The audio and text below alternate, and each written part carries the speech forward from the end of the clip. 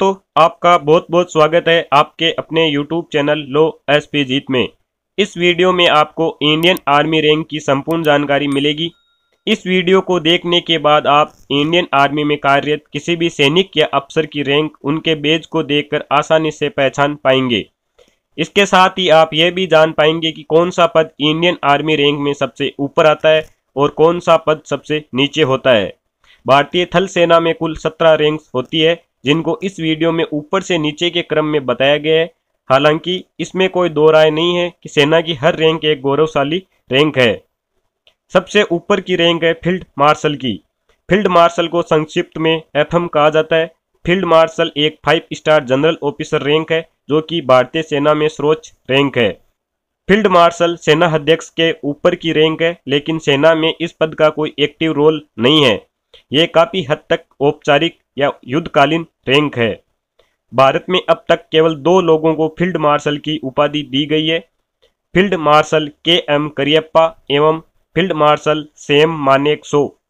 अब देखते हैं कि आप फील्ड मार्शल को कैसे पहचान सकते हैं।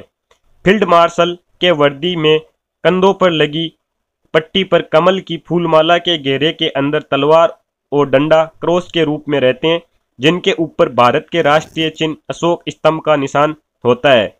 इसके साथ ही इस रैंक के अफसर के कॉलर पर क्रिम्सन पैचेज के साथ 5 गोल्डन स्टार लगे होते हैं। अब दूसरी सबसे बड़ी रैंक है जनरल की। जनरल को सेना प्रमुख या थल सेना अध्यक्ष भी कहते हैं। जनरल भारतीय सेना में 4 स्टार जनरल ऑफिसर रैंक है। यह भारतीय सेना में सर्वोच्च सक्रिय रैंक है। जनरल रैंक लेफ्टिनेंट जनरल से ऊपर और फील्ड मार्शल से नीचे की रैंक है। पूरी सेना का केवल एक ही जनरल होता है, जिसे कमांडर इन चीफ भी कहा जाता है, जो कि पूरी थल सेना को कमांड करता है। आप आर्मी जनरल को कैसे पहचान सकते हैं।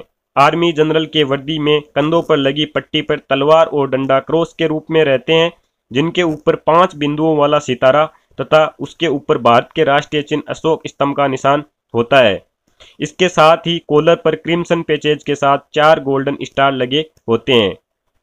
अब तीसरी सबसे बड़ी रैंक है लेफ्टिनेंट जनरल की।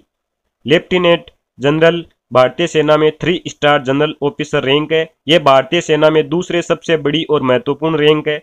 Lieutenant general rank major general से ऊपर व जनरल के नीचे की रैंक है। सेना में बहुत से लेफ्टिनेंट जनरल होते हैं। लेफ्टिनेंट जनरल की रैंक वाले officer army commanders, vice chief of army staff जैसे महत्वपूर्ण पदों पर नियुक्त किए जाते हैं। लेफ्टिनेंट जनरल 7 आर्मी कमांड्स का हेड होता है। अब देखते हैं कि आप लेफ्टिनेंट जनरल को कैसे पहचान सकते हो। लेफ्टिनेंट जनरल की वर्दी पर तलवार और डंडा क्रॉस के रूप में रहते हैं, जिनके ऊपर भारत के राष्ट्रीय चिन्ह अशोक स्तंभ का निशान होता है। इसके साथ ही कॉलर पर क्रिम्सन पैचेज के साथ 3 गोल्डन स्टार लगे होते हैं। अब आर्मी में चौथी सबसे बड़ी रैंक है मेजर जनरल की। मेजर जनरल भारतीय सेना में 2 स्टार जनरल ऑफिसर रैंक है। यह भारतीय सेना में तीसरी सबसे बड़ी और महत्वपूर्ण रैंक है। मेजर जनरल रैंक ब्रिगेडियर से ऊपर और लेफ्टिनेंट जनरल से नीचे की रैंक है। मेजर जनरल की रैंक वाले ऑफिसर एक पूरे डिवीजन को कमांड करते हैं, इसलिए इन्हें ऑफिसर डिवीजन कमांडर भी कहा जाता है। आप मेजर जनरल को कैसे पहचान सकते हो। मेजर जनरल के यूनिफॉर्म के कंधों पर लगी पट्टी पर क्रॉस्ड तलवार और डंडे के साथ ऊपर में 5 कोने वाला स्टार होता है। साथ ही उनके कॉलर पर क्रिम्सन पैचेज के साथ 2 गोल्डन स्टार लगे होते हैं। अब अगली सबसे बड़ी रैंक है ब्रिगेडियर की।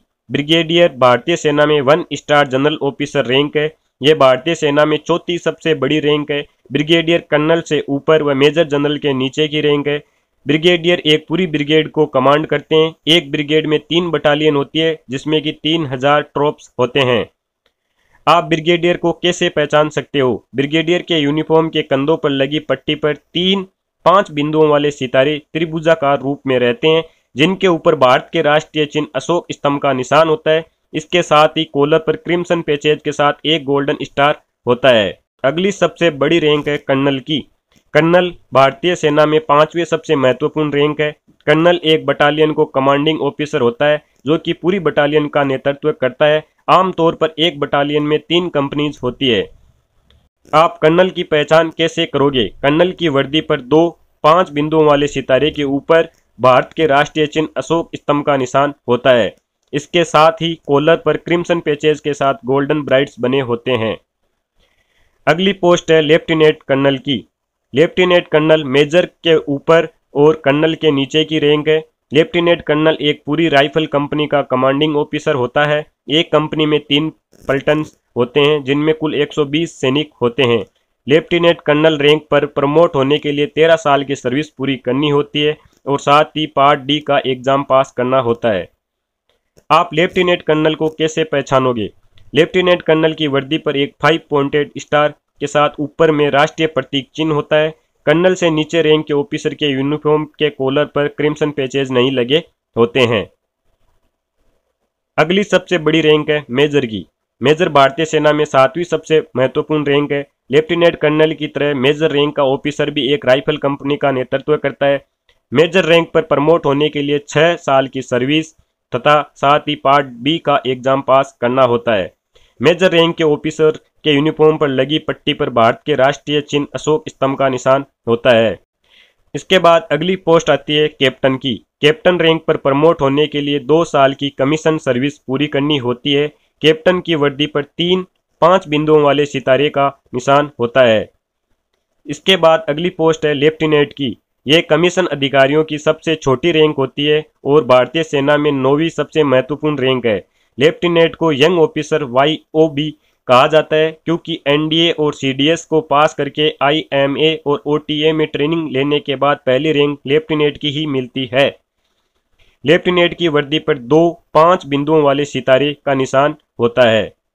इसके बाद अगली पोस्ट है सूबेदार मेजर या रिसालदार मेजर की। सूबेदार मेजर जूनियर कमीशन अधिकारियों की रैंक की सबसे ऊंची रैंक है। सूबेदार मेजर एक पलटन का कमांडर होता है जो कि पूरी पलटन को लीड करता है। आमतौर पर एक पलटन में कुल 12 सोल्जर होते हैं। इनकी सेवानिवृत्ति की आयु 54 वर्ष या 34 वर्ष की सेवा जो भी पहले हो जाए के बाद निर्धारित है। सूबेदार मेजर या रिसालदार मेजर की पहचान कैसे की जाती है?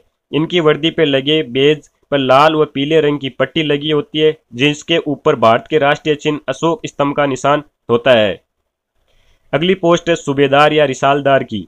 सूबेदार या रिसालदार की वर्दी पर लगे बेज पर 5 बिंदुओं वाले स्टार का निशान होता है और लाल और पीले रंग की पट्टी लगी रहती है। इसके बाद पोस्ट आती है नायब सूबेदार या नायब रिसालदार की। नायब सूबेदार या नायब रिसालदार के वर्दी पर लगे बेज पर 5 बिंदुओं वाले स्टार का निशान होता है और लाल और पीले रंग की पट्टी लगी रहती है।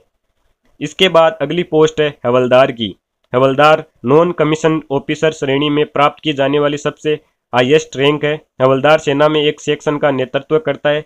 सेक्शन सेना की सबसे छोटी इकाई है जिसमें कुल 10 सैनिक होते हैं। हवलदार की वर्दी पर 3 रैंक शेवरोन अर्थात 3 धारियों वाली पट्टी का निशान होता है।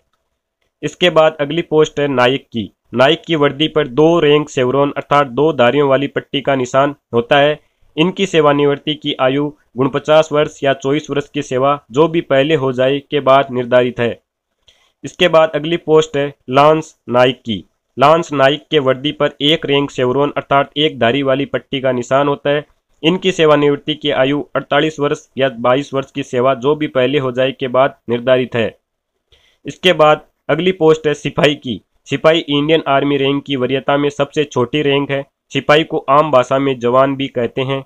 एक सिपाही के यूनिफॉर्म के कंधों पर लगे बेज पर किसी भी तरह का कोई प्रतीक चिन्ह नहीं होता है। सिपाही की सेवानिवृत्ति की आयु 42 वर्ष या 19 वर्ष की सेवा जो भी पहले हो जाए के बाद निर्धारित है। भले ही सिपाही इंडियन आर्मी रैंक की वरीयता में सबसे छोटी रैंक है पर वीरता में किसी भी रैंक से कम नहीं है। तो दोस्तों इस प्रकार आज के वीडियो में हमने जाना कि इंडियन आर्मी में रैंक किस प्रकार है। यदि आपको वीडियो अच्छा लगे तो इसे लाइक करें, शेयर करें और यदि आप इस चैनल पर नए हैं तो चैनल को सब्सक्राइब जरूर करें।